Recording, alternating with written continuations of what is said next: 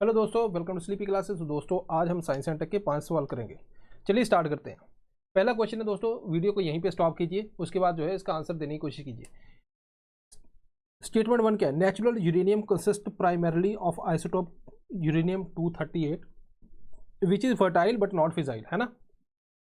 दो स्टेटमेंट क्या कहती है? Enrichment process aims to increase the concentration of uranium 235 because it is only naturally occurring isotope that can sustain a nuclear fission chain reaction.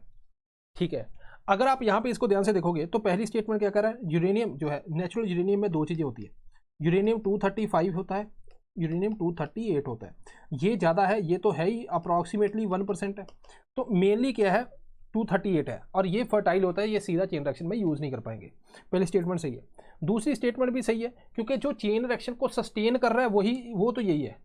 Thorium अपना है वो भी नहीं अभी कर रहा, क्योंकि उसको कन्वर्ट करना पड़ेगा, है ना। तो तीसरी स्टेज तक हम लेके आएंगे, दूसरी में अभी क्रिटिकलिटी हमने हासिल की है। तो यहाँ पे थोरियम, इसीलिए वो चेन रिएक्शन को डायरेक्टली अगर सस्टेन करता तो फिर तो हमारे हम बॉस होते, है ना। तो अभी हमें कन्वर्ट करना पड़ेगा। तो दोनों स्टेटमेंट सही है, but it is not a correct explanation. तो अपना यहाँ पे कौन सा बचा? बी, है ना। B is the right answer. 1 and 2 is correct, but the 2 is not correct explanation. चलो,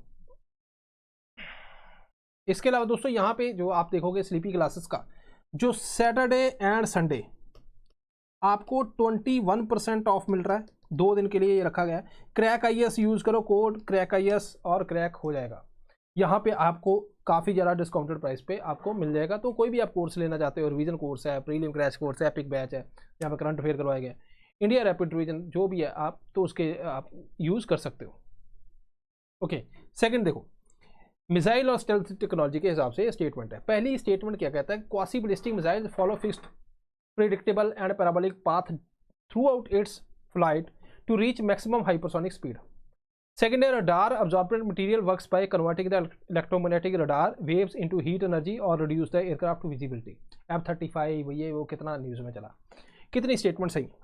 पहली स्टेटमेंट क्वासी बैलिस्टिक नहीं है, वो एक बैलिस्टिक मिसाइल है। जैसे बैलिस्टिक मिसाइल ऐसे गई और वो एक प्री डिटरमिनेड पाथ के ऊपर जाती है, तो उसको आप अगर इधर से रडार सिस्टम आपका है तो आप उसको ट्रेस कर सकते हो, उसकी ट्रेजेक्टरी को, एंड देन आप उसको एंगेज कर सकते हो। क्वासी बैलिस्टिक क्या होता है? एंड पे थोड़ा सा ऐसे डांस सा करती है, मतलब थोड़ा सा रूट चेंज करती है ऐसे। तो उसमें क्या कि आप उसको प्रोडिक्ट, उसको फिर रोकना मुश्किल हो जाता है। ऐसा नहीं कि हम नीचे से कुछ रिमोट से करते हैं, बट उसके अंदर इनबिल्ट ऑनबोर्ड सिस्टम होता है, वो थोड़ा चेंज करती है। Okay, so first statement is incorrect.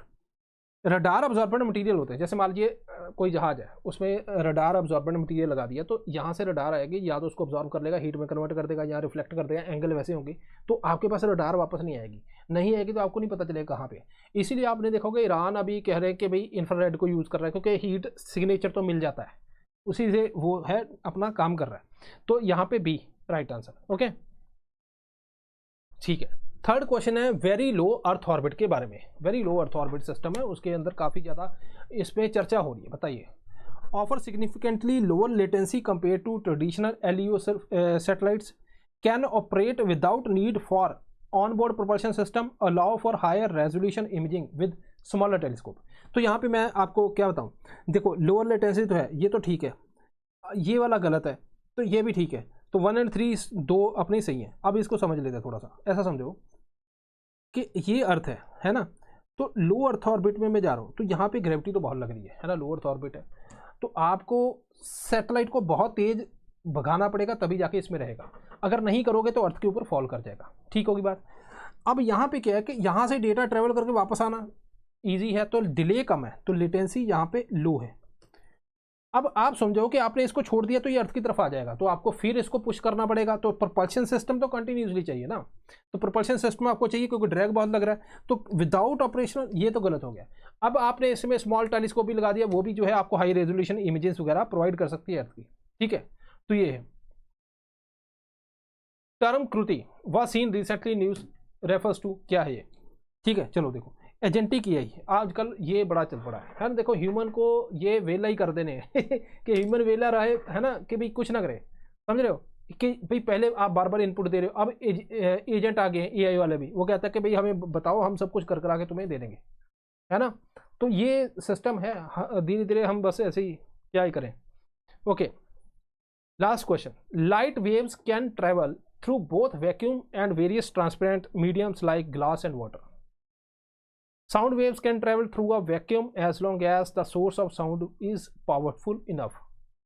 Sound travel faster in solid steel than it does in air. Okay, कितनी स्टेटमेंट करेक्ट है? चलो देखो, लाइट वैक्यूम के अंदर ट्रैवल कर सकती है, यूपीएससी ने पूछा भी है, लाइट वैक्यूम पे ट्रैवल कर सकती है, तभी तो सनलाइट हमारे पास आ रही है। ठीक है, लाइट को कोई मीडियम नहीं चाहिए। ओके, तो पहली स्टेटमेंट ठीक है। Sound waves can travel through, नहीं, साउंड वेव नहीं ट्रैवल कर सकते because it need medium vibration of particle, तो ये गलत है। Sound wave travel faster, solid में फास्ट है, लिक्विड में उससे कम, गैस में उससे कम, तो ये sound wave is faster in solid. ठीक है, तो यहाँ पे अपना कितने बजे लाइट वेव कैन ट्रैवल, ये भी सही है, 2 बजे। 1 and 3 C is the right answer. Okay, so this is all दोस्तों। सो आई होप कि हमने क्विकली 2-4 मिनट में सब कुछ कर लिया। मिलते हैं नेक्स्ट टाइम। Thank you.